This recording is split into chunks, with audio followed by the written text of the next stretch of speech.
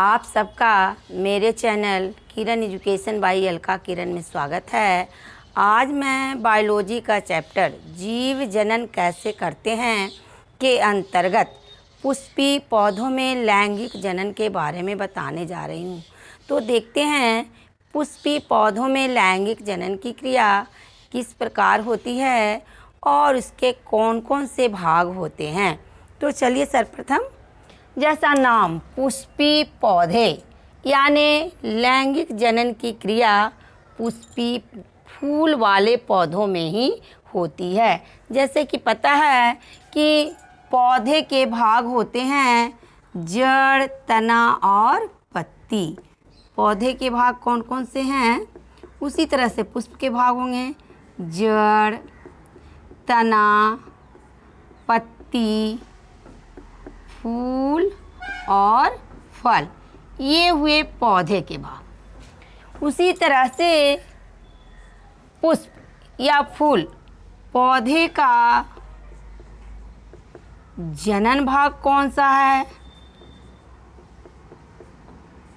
तो पुष्प या फ्लावर या फूल जो भी कहिए, पुष्प पौधे का जनन भाग है। तो अब हम देखें पुष्प के जनन भाग में पुष्प के कितने भाग होते हैं। तो पौधे के भाग हुए, पौधे के जनन भाग का नाम पुष्प है। अब पुष्प के कौन कौन से भाग हैं, पुष्प के 3 भाग होते हैं, मुख्य रूप से 3 भाग। कौन कौन से हैं का नाम जाने। नंबर 1 वृंत, या इसी को कहेंगे स्टॉक या पेडिसेल।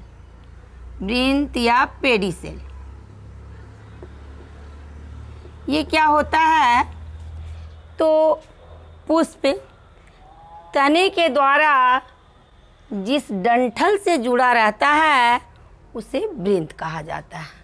तो ये हुआ वृंत। नंबर बी पुष्पासन या अंग्रेजी में थैलेमस।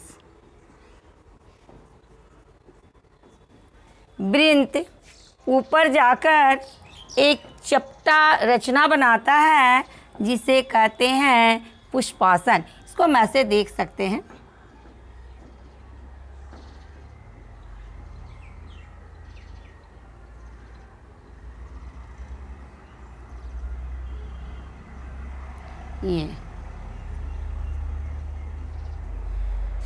ये आपका वृंत कहलाया और ये हो गया पुष्पासन। तो वृंत ऊपर जाकर एक चपटा रचना बनाता है जिसे कहा जाता है पुष्पासन। नंबर सी पुष्पीय भाग।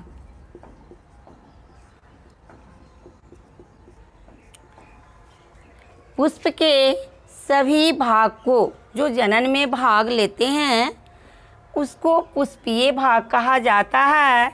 यह पुष्पासन पर एक क्रम में व्यवस्थित होता है।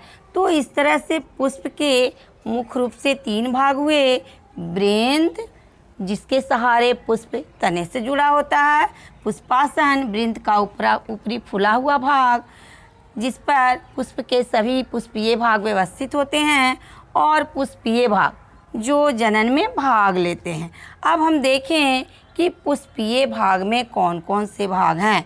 तो पुष्पीय भाग होते हैं 4। कितने भाग हैं पुष्पीय? 4 भाग हैं। बारी बारी से देखें। नंबर फर्स्ट, सबसे पहला है बाह्यदल। बाह्यदल पुंज या इसी को कहेंगे कैलिक्स। ये पुष्प का पहला चक्र है और इसका परिभाषा हो सकता है कली अवस्था में पुष्प को एक हरी रचना घेरे रहती है।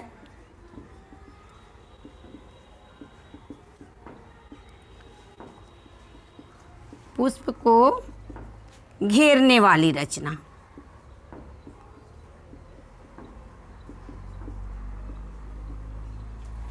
कली अवस्था में पुष्प को एक हरी रचना घेरे रहती है जिसे पादल पुंज कहा जाता है। पादल पुंज पुष्प का पहला चक्र बनाता है और यह कार्य इसका है पुष्प के अन्य भागों की रक्षा करना।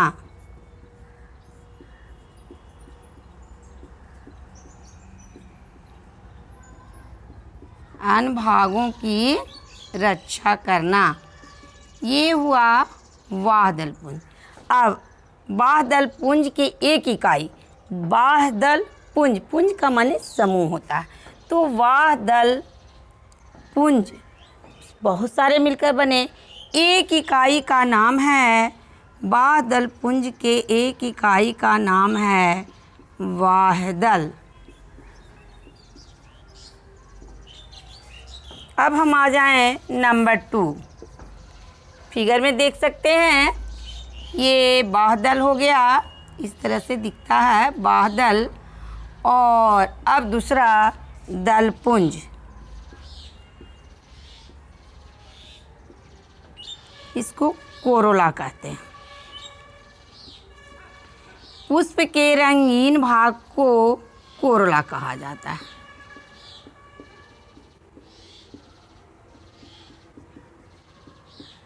पुष्प के रंगीन भाग को, रंगीन और आकर्षक भाग को कोरोला या दल पुंज कहा जाता है। यहाँ भी वही शब्द है, दल जोड़ पुंज, दलों का समूह। तो दल पुंज के एक इकाई का नाम है दल। दल कहिए, यह स्पेलिंग है पेटल, अंग्रेजी में इसको पेटल कहा जाता है और उसको सेपल। एक इकाई को दल या पेटल कहा जाता है, यानी एक अकेले पंखुड़ी दल, और जब सबको मिला देंगे वो हो जाएगा दल पुंज। इसका कार्य क्या, ये दूसरा चक्र बनाता है। दल पुंज पुष्प का दूसरा चक्र बनाता है और इसका कार्य है परागन में मदद करना। क्योंकि ये रंगीन है तो ये परागन में मदद करता है। अब थोड़ा सा हम विथ प्रैक्टिकली देख लें कि पुष्प के कितने भाग होते हैं। ये पुष्प है या कली वाला पुष्प, तो सबसे पहले हम बताए कि पुष्प का 3 भाग होता है। एक ये डंठल जिससे तने से पुष्प जुड़ा होता है, और दूसरा ये पुष्पासन, फूला हुआ भाग पुष्पासन कहलाता है। तो ये हुआ पुष्पासन, और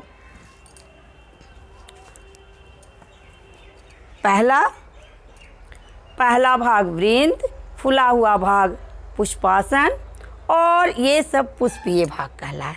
अब पुष्पीय भाग बताए कि 4 होते हैं, तो बारी बारी से चलते हैं। सबसे पहला भाग है बाह्यदल पुंज। तो ये हुआ कली अवस्था में पुष्प को एक हरी हरी रचना घेरे रहती है और ये पुष्प के सभी भागों की सुरक्षा करती है। तो ये हुआ बाह्यदल पुंज। अब हम देखें, ये पुष्प खिल गया तो ये इस तरह से बन गया, और बाह्यदल पुंज ऐसे दिख रहा है पूरे। इसका एक पंखुड़ी उखाड़ें, ये एक इकाई, ये कहलाया बाह्यदल, और सभी पंखुड़ियों को मिला देंगे, सारे पंखुड़ी मिलकर क्या बनाए, बाह्यदल पुंज। उसी तरह से नंबर 2 पुष्प का रंगीन भाग दूसरा है दल पुंज। दल पुंज पुष्प का रंगीन भाग होता है और इसका भी इकाई बहुत सारे पंखुड़ियों से मिलकर बना है। तो इसके एक भाग को उखाड़ेंगे तो ये कहलाया दल, और सभी को मिला देंगे तो ये बन गया दल पुंज। तो ये दूसरा चक्र बनाया। इस तरह से पुष्प का पहला चक्र है बाह्यदल पुंज, जिसकी एक इकाई का नाम है बाह्यदल। पुष्प का दूसरा चक्र है दल पुंज, जिसकी एक इकाई का नाम है दल। और ये दोनों भाग बाह्यदल पुंज और दल पुंज को कहा जाता है पुष्प का सहायक भाग। ये कौन सा भाग बनाता है, सहायक भाग बनाता है, यानी ये भाग पुष्प की जनन में मदद करता।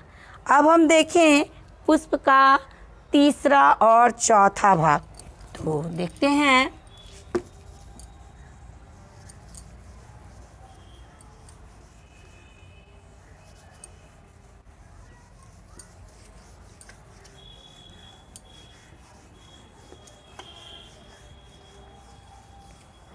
चलिए, पुष्प के तीसरे भाग का नाम है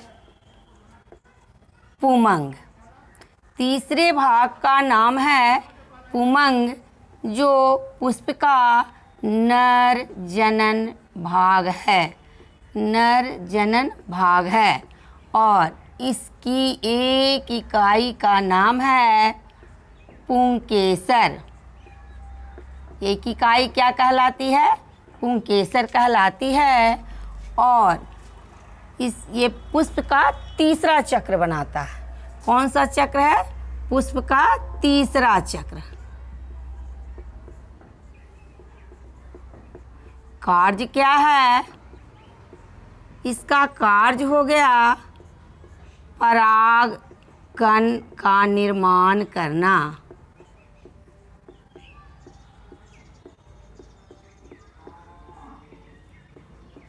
चूँकि पुमंग पुष्प के अंदर होता है, इसलिए इसके एलिस अनुदैर्ध्य काट में, पुष्प के अनुदैर्ध्य काट में हम देखेंगे, ये पुष्प का अनुदैर्ध्य काट है यानी लंबत काट। पुष्प का अनुदैर्ध्य काट में देखते हैं कि पुमंग का एक इकाई पुंकेसर कहाँ है। तो ये लंबत काट है, ये दिख रहे हैं पुंकेसर 1 2 3 4, लेकिन एक अकेले लेंगे, एक अकेले सारे को मिलाएंगे तो बना पुमंग। अब एक इकाई ले लिए तो बन गया पुंकेसर। तो पुंकेसर के कितने भाग होते हैं इसको थोड़ा देखें। ये एक अकेला फिगर बना रहे हैं।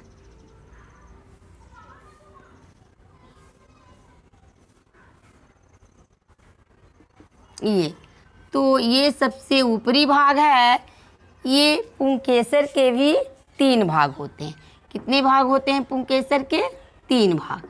नाम उसका क्या क्या है जरा सा देख लें।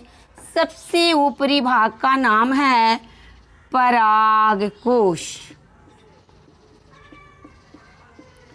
और ये आपका हो गया पुतंतु। लंबा पतला धागे नुमा ये रचना को कहेंगे पुतंतु। पुतंतु और परागकोश जहाँ एक दूसरे से जुड़ते हैं उसका नाम है योजी। क्या नाम है? योजी। इस तरह से हम देखें कि पुमंग पुष्प का नरजनन भाग है और इसकी एक इकाई पुंकेसर कहलाई और पुंकेसर का भाग होता है 3। सबसे जो पुष्पासन से जुड़ा रहता है लंबा डंठल के समान पुतंतु, ऊपर वाला परागकोश जिसमें परागकण बनते हैं और परागकोश पुतंतु जहाँ एक दूसरे से जुड़े होते हैं उसको कहते हैं योजी। पुष्प में देखेंगे लेकिन हम चौथा पहले बता देता। चौथा भाग का नाम है जायांग। ये बनाता है पुष्प का मादा जनन भाग।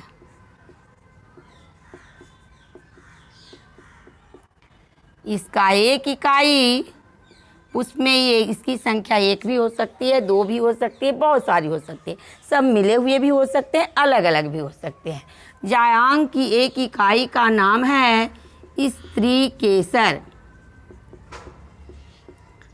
या कार्पेल अंडक, इसमें नहीं लिखे। और ये पुष्प का कौन सा चक्र बनाता है? पुष्प का चौथा चक्र बनाता है।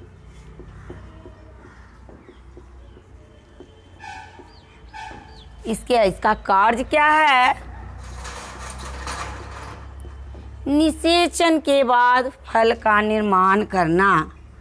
फल का निर्माण करना। अब हम देखें इसके भाग कितने होते हैं। एक इकाई। चलिए पहले हम इसमें देख लेते हैं। ये पुष्प हुआ, ये ग्रीन रचना बादल पुंज, और एक कहेंगे बादल, एक पंखुड़ी उखाड़ेंगे तो बादल। इसी तरह से ये येलो येलो रचना ये हुआ दलपुंज और इसकी एक पंखुड़ी दल, जैसा नाम बादल पुंज बादल, एक इकाई बादल। दलपुंज सारे को मिलाएंगे दलपुंज, एक इकाई दल। अब हम देखें पुष्प के तीसरे चक्र को, पुष्प के तीसरे चक्र को। ये नर जनन भाग है। ये इसके देखिए, इसका बहुत सारा इसमें है और इसमें से एक उखाड़ने पर जो रचना बना ये रचना, ये कहलाया पुंकेसर। पुंकेसर जो एक इकाई है और जब सारे को मिला देंगे तो बन गया पुमंग।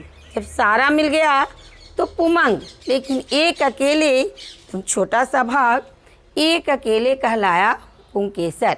और पुंकेसर के भाग हम लोग देख लिए कि परागकोश होता है, योजी होता है और पुतंतु होता है। इसका क्या कार्य है, आप इसको ऐसे छुइएगा, जब परिपक्व फूल होगा तो उसमें एक धूल के समान रुखड़ा सा पता चलेगा, ये होता है परागकण, यानी इसमें बनते हैं परागकण। ये एक लिंगी पुष्प है, इसमें केवल 3 ही भाग है, बादलपुंज, दलपुंज और पुमंग, इसलिए केवल एक लिंगी फ्लावर है। ये कुकुरबिटेसी या कद्दू फैमिली का ये है, तो एक लिंगी फ्लावर होता है इस फैमिली में, जिसमें या तो पुष्प में माने 4 में से कोई 3 होगा, दोनों सहायक अंग तो होगा ही, बादलपुंज दलपुंज होगा, और उसके अलावा या तो पुमंग होगा या जायंग होगा। तो ये एक लिंगी फूल है। लेकिन इसी का जो फल वाला है, इसमें ये इसका अंडाशय हो गया। इसका फिगर नहीं बनाया, बना देते हैं। देखिए किस तरह से ये बादलपुंज फल के साथ है और ये दलपुंज है, और इसमें देखिए पुष्प का मादा जनन भाग का फिगर नहीं बना है, पहले फिगर से बता दें तो ये हुआ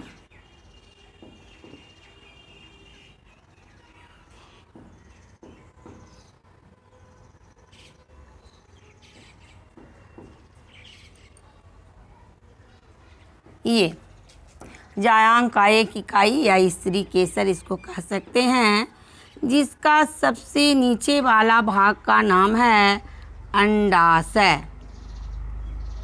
अंडाशय निषेचन के बाद फल बनाता है, उसके बाद अंडाशय से ऊपर धागे नुमा रचना होता है जिसका नाम है वर्तिका, और सबसे ऊपर का भाग है वर्तिकाग्र। वर्तिकाग्र पर परागकण आकर गिरते हैं। ये देखिए इसमें साफ से पता चल रहा है, दिखाएं। ये देखिए सारे पंखुड़ी ये सब हटा दिए, तो ये पुष्प का मादा जनन भाग, जिसमें ऊपर का ये देखिए वर्तिकाग्र कैसे दिख रहा है, और ये आपका वर्तिका डंठल सा ये वर्तिका, और ये इसमें इतना लंबा सा अंडाशय, और ये हो गया ये पुतंतु, सॉरी नहीं वृंत, ये वृंत हो गया, अंडाशय हो गया, वर्तिका हो गया और ये वर्तिकाग्र हो गया। इस तरह से एक प्रारूपी पुष्प के मुख्य रूप से 3 भाग, वृंत, पुष्पासन और पुष्पीय भाग, और पुष्पीय भाग के 4 भाग हो गए, एक बादल, स्त्री केसर, पुंकेसर और दल। ये सारी इकाई हैं।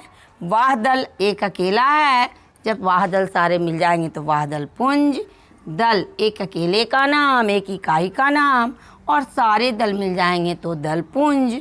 उसी तरह से ये नर जनन पुंकेसर एक इकाई है और सारे इकाई मिलकर पुमंग, और स्त्री केसर मादा जनन इकाई है, और बहुत सारे स्त्री केसर अगर हैं और मिलते हैं तो उसको जायांग कहा जाता है।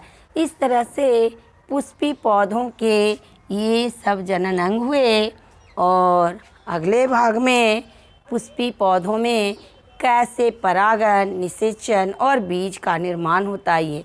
ओके, मेरे वीडियो को लाइक, कमेंट और शेयर ज़रूर करें, और अगर नए हैं तो सब्सक्राइब